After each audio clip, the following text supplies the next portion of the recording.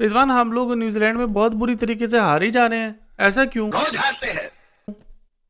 यार डेफिनेटली जिस तरह से अभी टीम हार रही है बिल्कुल एक्सेप्टेबल नहीं है। और जिस तरह से पहला मैच का हमने नतीजा देखा, 91 ओवर में पूरी टीम आउट हो गई और दूसरे मैच में 135 रन बना पाए 15 ओवर में। और जिस तरह से हम लोग हार रहे हैं बिल्कुल ये तो एक्सेप्टेबल नहीं। लेकिन जो नए बच्चे गए उनकी कोई गलती नहीं।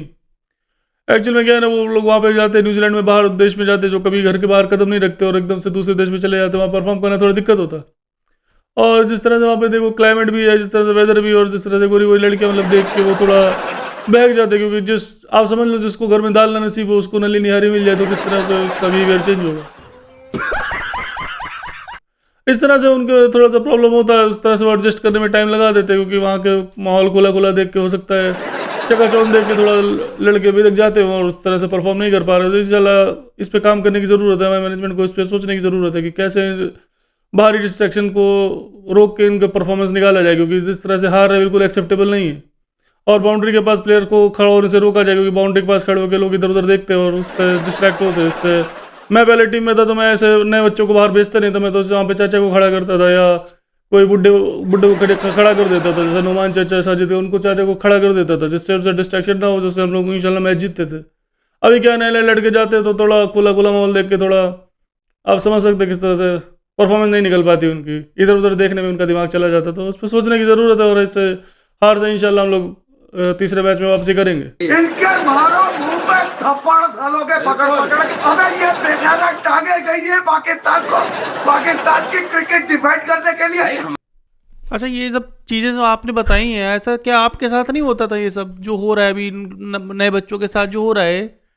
नहीं नहीं, मेरे साथ ऐसा नहीं होता था। मैं पहले से मैं इसकी तैयारी रखता था और जैसे कोई खातून वातून दिख जाती तो मैं देखता भी नहीं था। और कोई ऐसे किसी से नज़र मिल जाए तो मैं इसका ध्यान रखता था। इसीलिए मैं सफ़ेद क्रीम लगा के जाता था, जैसे कोई भी अगर देखे तो उसकी नज़रें इस पर टकरा के वापस चली जाए, सारी पॉजिटिविटी मेरे पास रह जाए, निगेटिविटी सब उसके बाद टकरा के वापस चली जाए।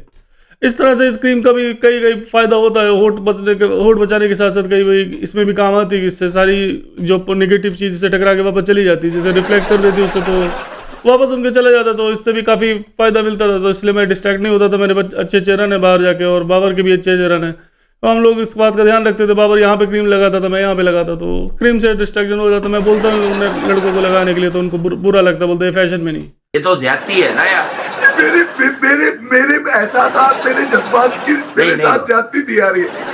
तो देखेंगे इंशाल्लाह आगे चल के उनको भी बोलेंगे क्रीम व्रीम लगा और थोड़ा मोटिवेट करेंगे तो देखिए परफॉर्मेंस निकल के आएगी सबकी इंशाल्लाह। रिजवान, अस्सलाम वालेकुम। जैसे आप बता रहे हैं कि ये नए बच्चे डिस्ट्रैक्ट हो रहे हैं, तो इस हिसाब से मैं ये समझूं कि पाकिस्तान के पास अभी कोई नया टैलेंट ही नहीं है। नहीं, ऐसे कोई बात नहीं। पाकिस्तान में टैलेंट नहीं है ऐसा मैं नहीं कह रहा, लेकिन ज़्यादा टैलेंट नहीं है क्योंकि 2 टैलेंटेड प्लेयर को तो छोड़ के लोग चले गए। कौन से टैलेंट, किसकी बात कर रहे हैं आप? अरे वही बाबर रिजवान। देखिए हम लोग बहुत ज़रूरी टीम के लिए, आप लोग समझते हैं हम लोग बहुत ज़रूरी टीम के लिए। टीम के एक तरह से कह सकते हैं फिजिक्स केमिस्ट्री, जैसे मैंने बोला, या देवरानी जेठानी कैसे कैसे भी कह सकते हैं। मतलब किसी भी 2 भाई कह सकते हैं। जैसे वो पिक्चर देखी होगा में 2 मस्ताने चले जिंदगी बताने, बंदे से आने के माल के दीवाने, ऐसे करके अंदाज अपना अपना देखा होगा। तो उसमें इस तरह के मतलब हम दोनों लोग बहुत ज़रूरी टीम के लिए। टीम हम लोग रहते तो टीम परफॉर्म करती, नहीं रहते तो बिल्कुल परफॉर्म नहीं करती, ऐसे 91 रन पे आउट हो जाती। असली टैलेंट तो हम 2 लोग को छोड़ के चले गए तो कैसे जीते बताओ तो। और इसमें जो एक 2 प्लेयर ऐसे गए जिनकी किराने की दुकान, मैं नाम नहीं बताऊंगा भाई, किराने की दुकान करते, तो वो तुमके दिमाग में तो किराने की दुकान चल रहा होता, तो कैसे जीतेंगे बताओ? बाहर जाके कैसे जीतेंगे? असली टैलेंट को तो आप लेके नहीं जा रहे हो, 2 लोगों को छोड़ के जा रहे हो और बाहर सोच रहे हो कि जाके न्यूजीलैंड में जीत जाओगे, तो पॉसिबल है?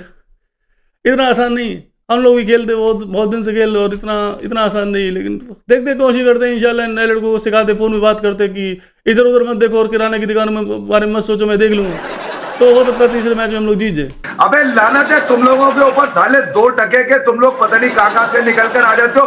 पकड़ो, मारो इनकी पकड़ के, फाड़ दो इनकी चड्डियां सालों के।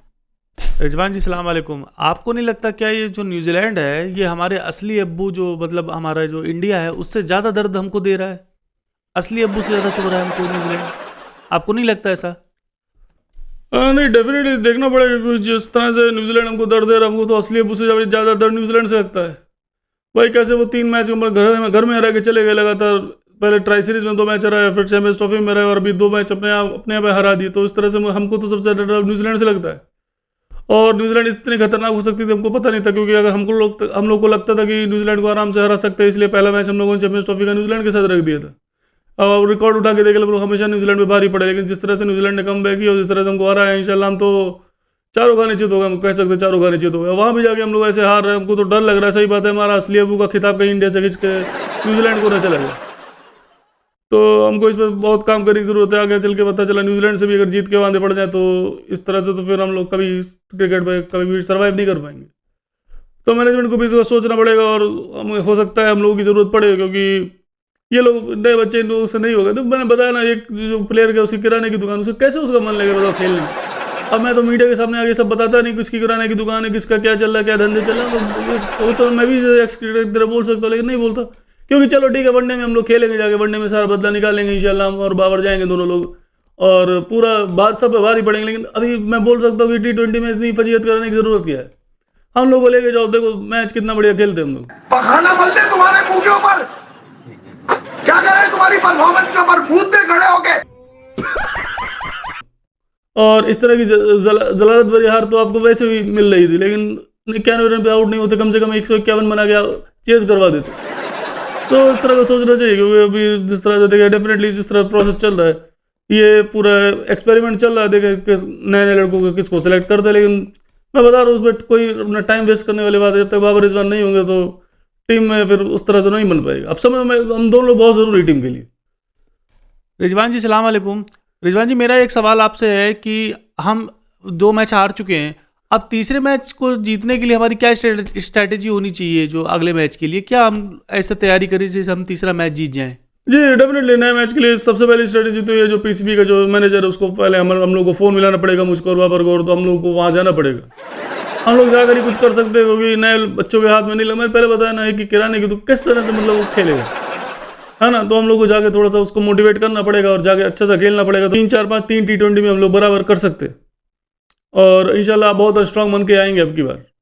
और अगर हम लोग को नहीं बुलाते तो हमारी स्ट्रेटजी यही होगी, भैया टॉस जीत के पहले बॉलिंग करो और देखो न्यूजीलैंड कितने रन देता है। क्योंकि अगर पहले बॉलिंग कर लोगे हवा में स्विंग होगा और थोड़ा सा बॉल रुक के भी आएगा या बहुत बाउंसी अगर ट्रैक लग गया तो बहुत तेज आएगा बॉल और घुमाने में दिक्कत होगी, तो वो लोग भी शायद हो सकता है 60-70 रन पे आउट हो जाए, क्योंकि उनके पास भी इतनी बैटिंग स्ट्रांग नहीं है। जैकरी फॉग नीचे इस तरह के 3rd क्लास प्लेयर भर के वो भी बैठे, तो बस डैरिन मिशेल को आउट कर लो और इस तरह के 3-4 प्लेयर को आउट कर लो तो आराम से मैच जीत सकते।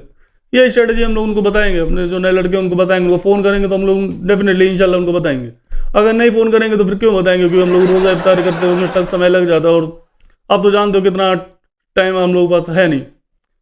और नेशनल T20 में हम लोग खेलने के बहुत सारे मशरूफियात हैं और बहुत सारा काम देखना पड़ता है।